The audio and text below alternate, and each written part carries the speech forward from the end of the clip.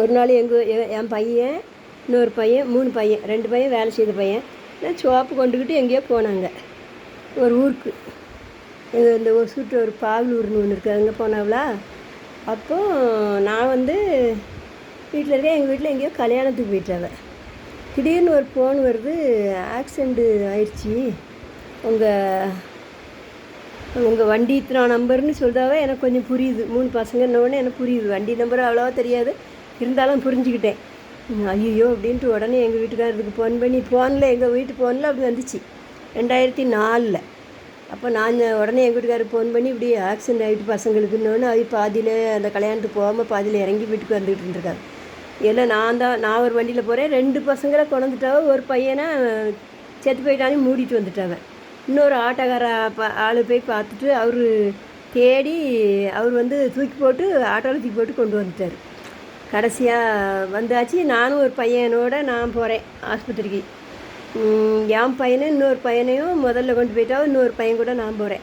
அவன் காலத்துக்கு கீழே வைங்க மேலே வைங்கங்க. ஒரு பையன் ரத்த வாந்தி வந்துச்சு. அப்போ என்ன பண்ணணும் தெரியுமா, சஞ்சான்ஸில் போய் சேர்த்துருக்கோம். அப்போது நான் உட்காந்துட்ருக்கேன். நான் என் பொண்ணும் சின்ன பையனும் இங்கே இருக்காவ. பெரிய பையனை தான் நான், பெரிய பையனும் இன்னும் 2 பையனையும் வேறு பையன் 2 கொண்டுட்டு போயிருக்கோம். அப்போ என் பொண்ணும் சின்ன பையனும் சின்ன பசங்க தான் கொஞ்சம்.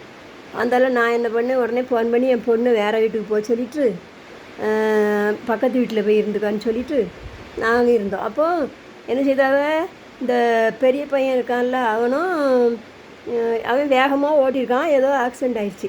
அப்போ நாங்கள் 3 நாள் ஆகிட்டு நாங்கள் அங்கே இருக்கோம். ஒரு பையன் ஐசியூவில் இருக்கான், 2 பையன் வெளியே. என் பையனுக்கு கம்மி தான் அடி. அப்போ இருந்தால் அந்த ஐசியூவில் இருக்க பையனோடைய அம்மா ஒரு 50 பேர் 100 பேரை கூட்டிகிட்டு வருது நான் இருக்கிற ரூமுக்கு. ஏன் கூட்டிகிட்டு வராதுன்னு அப்படி பார்த்துக்கிட்டே உள்ளே இருந்துட்டு இப்படி பார்க்க பயமாக இருக்குது. எதுக்கு இங்கே வராவன்னு நினைக்கேன்.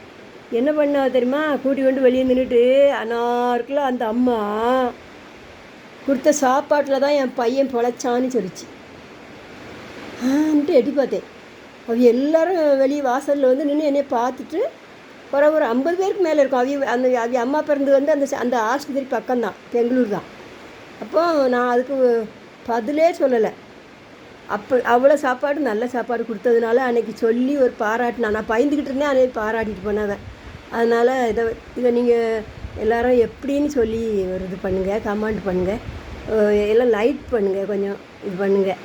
இதை என்னமோ ஒன்று அமுக்குறவல்ல, அதெல்லாம் அமுக்கி விட்ருங்க.